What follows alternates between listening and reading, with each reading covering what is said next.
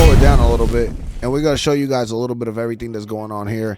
Needless to say, there's a lot to digest. Particularly, I like the fact that the characters, each character has their own kind of style, kind of like facial features. You don't see that too often, where like the models are actually being like touched upon, so that way they actually look different to each other. Yes, this looks like, you know, the you see Goku's face right here, right? Let me turn myself off because that's important to this. You see Goku's face here, but like he doesn't necessarily look like little Goku per se. You understand what I'm saying? Like little Goku, you see is a super round face. This looks and gives Gohan his own little feel. And the same thing goes with Piccolo. Piccolo's face is like, it's different. The models were actually like touched on. So here we have a showcase or a new attack set. I don't know if this is unique to each character, if each character has a unique skill, because that could be what they're showing us right here, that each character has a unique skill, and based off that particular character, they can go ahead and activate that skill. For example, with Kid Gohan, you can go ahead and reverse a move. You know, when you get hit with a special attack or whatever, you can reverse it into a ki blast, etc. You know, I think that that's not the case. I think that what they had here was just basically a cutover in regards to one versus the other. And I think that later down the road, the one that we see with Whis in particular is actually what was being showcased here in clearer picture, basically. So with the showcasing of Whis, right, what we end up seeing is how these key bursts, I guess that's what I'm going to call it. This key burst, what allows you to do is incoming attacks or incoming ki blasts or whatever the case might be, it allows you to go ahead and not bounce them back, but basically dissipate them and stop them from like hitting you. I don't know if that's going to be from character to character, that every character has this actual movement incorporated to them, part of the actual system mechanics, or if it's going to be a unique set. You understand what I'm saying? Like a unique set for each character. Like each character is going to have a unique skill. I don't think it's the latter. I think that everyone has these universal mechanics. I just don't know if we're going to exactly go ahead and have it use the skill numbers, or is it going to use your health like it did in Budokai 3, where if you're getting attacked, if you use the full burst, it'll go ahead and take like a bar of health or take a half a bar of health, but it pushes the character back, kind of like a combo breaker kind of thing. That's the question at this point. The question is it a skill tick, or is it a counter, or is it a combo breaker that's going to use your health if you're getting attacked by like ki blast attacks or something like that? As you can see, this is showing us that you can bounce the ki blast back as well. So that's basically Budokai Tenkaichi 3 all over again from the very beginning. We already know that's what we're gonna get there. Whoever thought that this wasn't come back, you bugging. You was bugging. Now another thing is, this also could be a Whis special move itself. So if you launch a heavy ki blast wave with Whis in particular, it'll go ahead and automatically reverse it because Whis has Ultra Instinct activated at all times. I don't know. The reason why I'm saying that is if you see around Whis, you see these sparkling stuff. You see what I'm saying? So, and the character didn't do anything. He was just standing there. So that's essentially what we're getting there, that if it's a charged ki blast or if it's a regular ki blast, you could use the charge back, but you could also go ahead, as you can see, he just literally launched it back. He didn't do anything. The guy didn't do anything. You didn't press a button or anything like that at all. He was just standing there. See, this one, it's an activation. You activated yourself because you was blocking, but this one, he legit pushed it back. So like he just reversed it. So I don't know if that's a counter skill for Whis, a passive skill that Whis has, where if you get attacked with a charged ki blast, he automatically reverses it because he has Ultra Instinct at all time. Those are my questions, and we won't know until we get a bit more of a developer statement in regards to what's going on in this particular trailer. But that's going to be crazy if some characters have passive abilities. So in that example, like if you go, I guess I'm saying if you go God of Destruction mode with Beerus, for example, right? That means that Ki Blasts will just literally just dissipate on you, whether they're regular Ki Blast or full charge Ki Blast. That would be nuts. That's going to be crazy. Particularly like, look at Ultra Instinct, right? Ultra Instinct, for a fact, Ultra Instinct Goku is going to have the dodging mechanic incorporated somehow. So I can only assume Ultra Instinct is going to have a separate bar. If it makes any sense, like when he's fighting, he's gonna have an evasive bar, but that bar disappears, like the auto evasive bar, but that bar disappears after like 4 or 5 consecutive hits. If you're just sitting there and Goku dodges a few hits or whatever the case might be, it only does it for 4 or 5, and it takes a little while to reload. You understand? Or refresh and all that good stuff. If all these characters are going to have passive abilities like that, that shit is going to be insane. Xenoverse includes the whole concept of, like, you know, those passive abilities that you get from, you know, like the titles and names that you give in those passive abilities, like you must die by my hand. Frieza's you must die by my hand, right? He stays alive for the next 15 counts in the stage, and for those 15 counts, no matter what you do to him, he'll tank it, right? Something like that. Particular passive skill more than likely will be added to full power Frieza. Is what I'm trying to explain here. Meaning that people who play with like Frieza, and if this game is getting that deep into the competitive aspect, that's like the final push. Like, okay, cool, you had a good round and you was whipping ass with Frieza, let's say team battle wise, and you're the final fucking character and Frieza's your final character, and you have some kind of passive like that you revive, just like Xenoverse, next 10-15 seconds or whatever, to deal massive damage because you got the you must die by my hand passive ability. That would be fucking cold. The passive combat, the passive abilities that you would have to be crazy. I can only think about it like the same way it would apply with like Future Gohan. Future Gohan having like the resilience or something like that, you know, having some kind of resilience in with his lower bar of health, etc. It would make sense only based off the fact that was already included in the original in Budokai Tenkaichi 3. Certain passives included, like Gohan Super Saiyan 2 passive was that his speed, his power, and everything just literally, it was astronomically high, but his health was like, dude, you can hit Gohan with, if you hit Gohan with like super, you was taking like 2 bars of damage back in Budokai Tenkaichi 3. If you was hitting Gohan Super Saiyan 2 with a super, not even an ultimate, with just like a super move, a rush attack, super move, whatever it was, you was taking like 1.5 bars, 2 bars of damage, because that was the passive for Super Saiyan 2 Gohan. That didn't happen with Goku. Goku's damage output in Super Saiyan 2 wasn't as high either. Wasn't that high. But Gohan's was, because his fighting power, his hitting ability, and his ki ability, his power itself was like through the fucking roof. It's kind of looking like, yeah, you'll have customizable slot. Yeah, customizable slots are coming back. That's a guaranteed.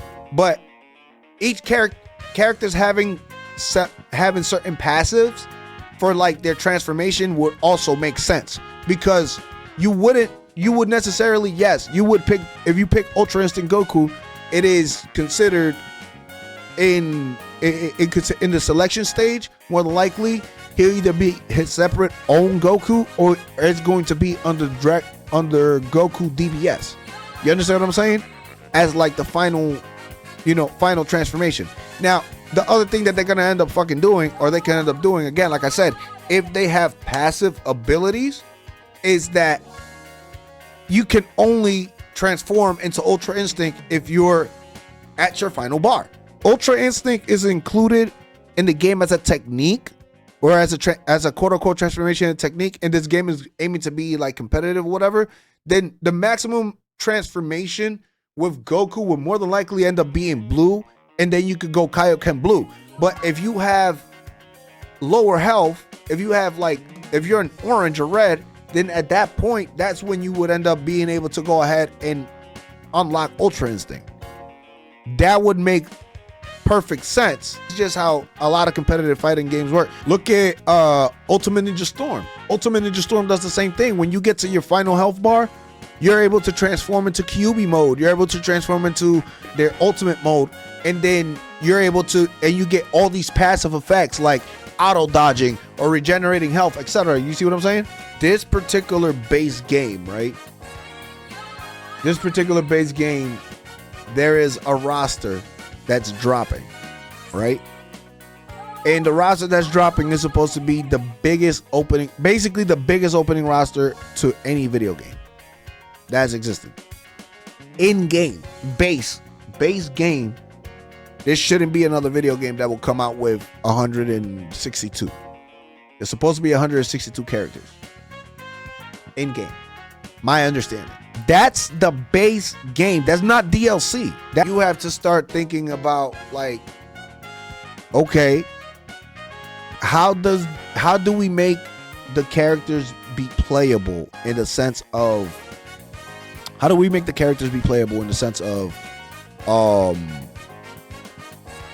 this character is not the only character that's going to always be picked, right? Because ideally, we already understand that if you play with Goku in Dragon Ball Super, right?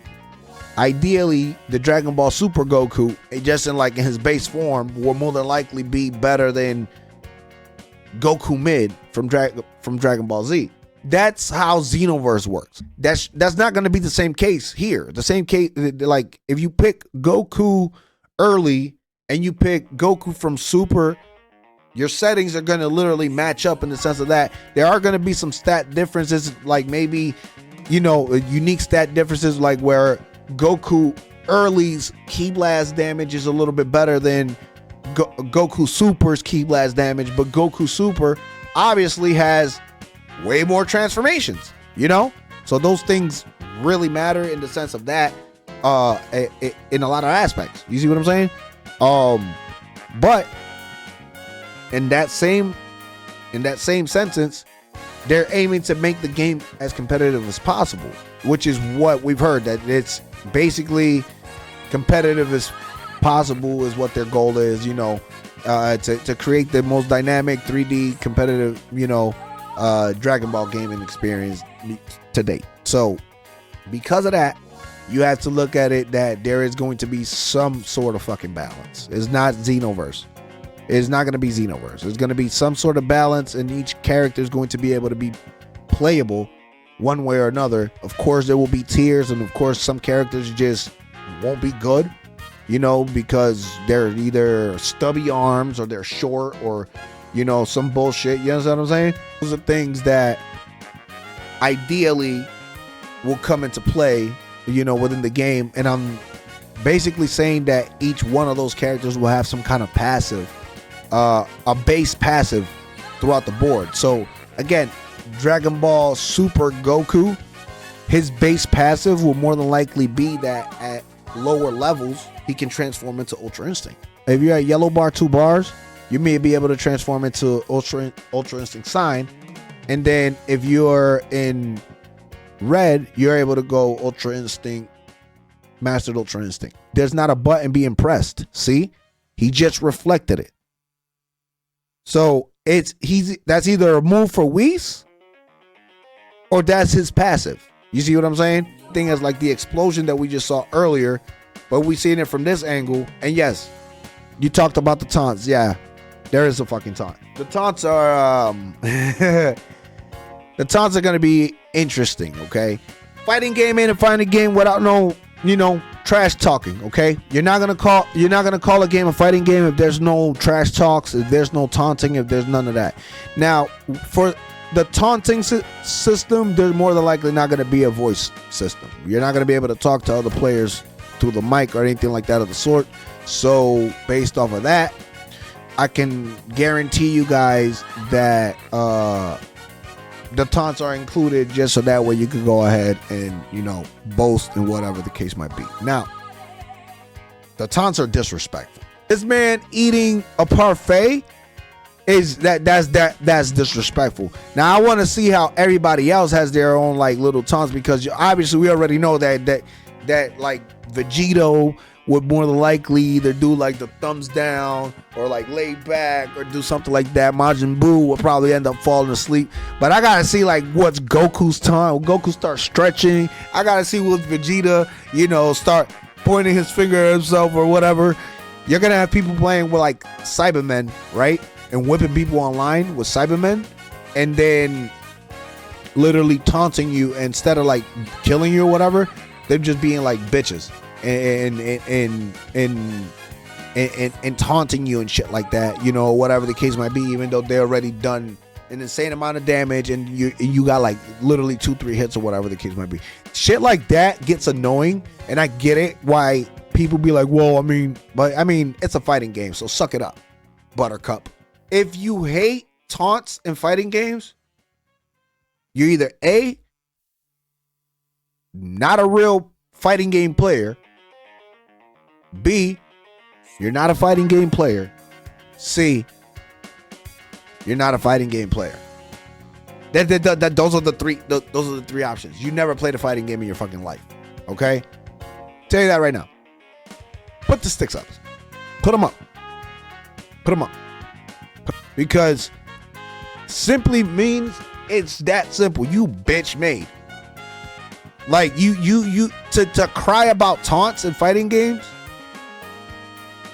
How about you look into the perspective that you got beaten so badly that a dude is taunting on you?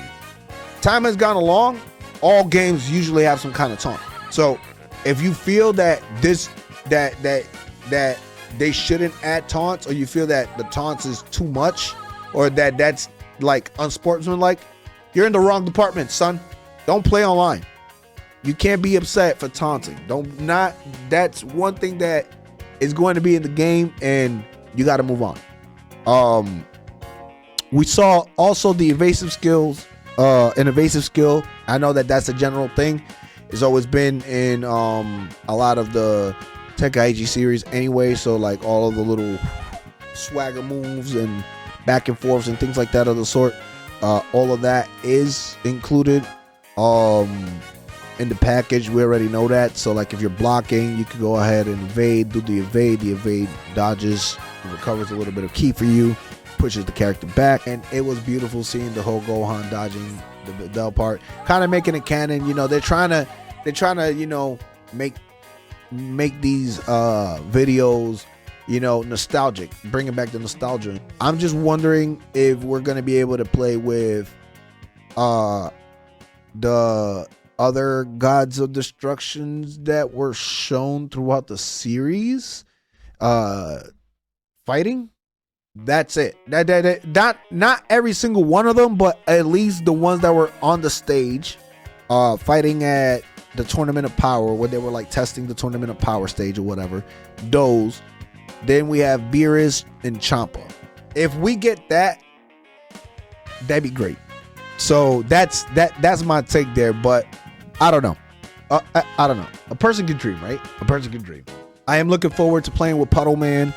I am looking forward to playing with the androids. I'm looking forward to checking out Master Roshi's actual old school style versus the new school style. And I'm really looking forward to the next technical video that's going to drop, so they can explain a little bit more what was those key bursts and how they work and such, because those are going to be amazing tools for us to, one, obviously combo break and get out of stuff, but two, you know, to play at the high competitive level. So thank y'all, love y'all, hit the follow, hit the like, hit the share, and I will catch you guys in the next video here on the channel. I will say DBGTX, but I'm no longer go by DBGTX. Techneex, I'm out, baby. Peace.